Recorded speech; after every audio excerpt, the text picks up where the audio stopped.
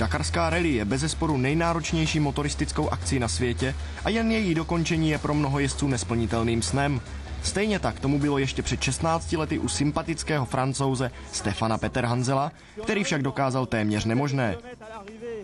Za posledních 16 let vyhrál toto pouštní dobrodružství celkem 9krát a bezpečně se usadil v čele historických tabulek. Po 6 prvenstvích na motocyklu přestoupil Peterhanzel na 4 kola a s vozem Mitsubishi vybojoval další 3 vítězství. Minulý týden Francouz přijel na dvoudenní pracovní návštěvu České republiky a kromě série rozhovorů měl v plánu také testování. Konkrétně šlo o vůz Mitsubishi Pajero, se kterým letos na dakarské rally vybojovala 54. místo posádka Zapletal Janáček. Peterhanzel měl v bývalém vojenském prostoru Milovice poměrně dost času na to, aby vůz poznal a nás zajímalo, jaký na něj udělal dojem. Není vůbec špatný. Samozřejmě, že z něj nemám stejný pocit, jako když řídím svůj vůz, protože jezdím s prototypem vyvinutým továrnou Mitsubishi přímo pro Dakar. Ale tohle auto opravdu není vůbec špatné. Je to poprvé, kdy řídím auto s dieselovým motorem a cítím se v něm velice dobře.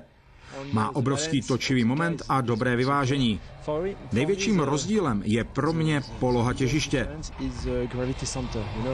U mého auta je těžiště mnohem níž a u toho zase výrazně výš. Proto pro mě není tak jednoduché projíždět zatáčky naplno, ale jinak je to auto opravdu dobré. Dosáhl jste 6 vítězství v kategorii motocyklů. Jak hodnotíte zpětně toto období na 2 kolech? Víte, to už je dávno, já a motocykl. Začal jsem s nimi, když jsem byl ještě hodně mladý. Přesněji, když mi bylo 8 let. Závodit jsem potom začal v 17. Začínal jsem s endurem a samozřejmě mým snem bylo zúčastnit se někdy Dakaru. Ne ho vyhrát, ale opravdu se jen zúčastnit, to byl můj sen. Měl jsem obrovské štěstí, protože jsem dostal šanci u velkého týmu Yamaha, který byl na profesionální úrovni. První vítězství přišlo v roce 1991 a když jsem vyhrál po 6., což byl rekord motocyklové kategorie, oslavoval jsem společných 10 let s Yamahou. Tohle období bylo jako sen. Hned po první účasti jsem začal přemýšlet o vítězství a ta vítězství se skutečně dostavila, navíc v tomto počtu. O tak dlouhé a úspěšné šňůře mohu opravdu říct jen to, že jsem si připadal jako ve snu. Proč jste se rozhodl změnit disciplínu a přestoupit do automobilu? Protože jsem měl pocit, že je čas na změnu. Prvním důvodem byl fakt, že jsem na motocyklu zvítězil 6krát, což byl v této kategorii rekord. To za prvé. Druhý důvod byl ten, že už jsem měl dost samoty uprostřed pouště. Jen sám se svým motocyklem. Když se nemůžete s nikým podělit o své emoce a zážitky, tak je skutečně těžké být sám jen s motocyklem. Tak jsem se rozhodl pro auto.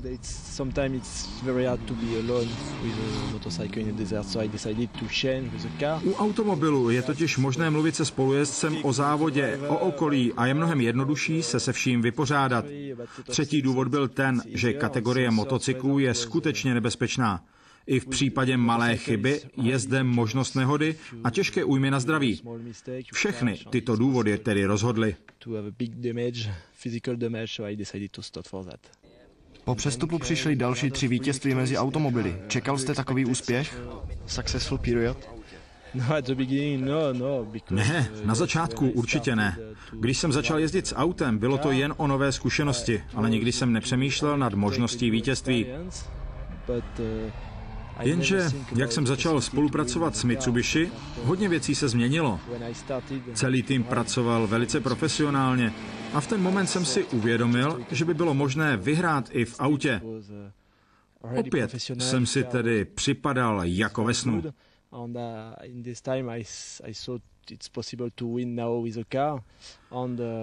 Víte, jsem profesionálním jezdcem už od 18 let a v tuto chvíli tedy závodím 24 let. Tohle bylo vždycky mým snem už od dob mého dětství, až jsem opravdu šťastný, že tuto práci mohu dělat. Je to pro mě skutečné potěšení.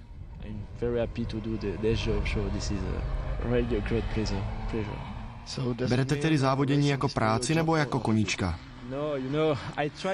Víte, snažím se být profesionálem, ale na počátku to bylo pouze potěšení. Najednou jsem mohl dělat oblíbený sport, motorsport. Každopádně se snažím o profesionální přístup, ale stejně to pro mě není jen skutečná práce. Zmínil jste, že pouštní rally jsou velice nebezpečné. Nebojíte se nějaké chyby či nehody? Když jsem jezdil na motorce, vždy jsem se bál, ale s autem je to úplně jiné. Mám větší jistotu, nemám vůbec strach, jen si užívám jízdu.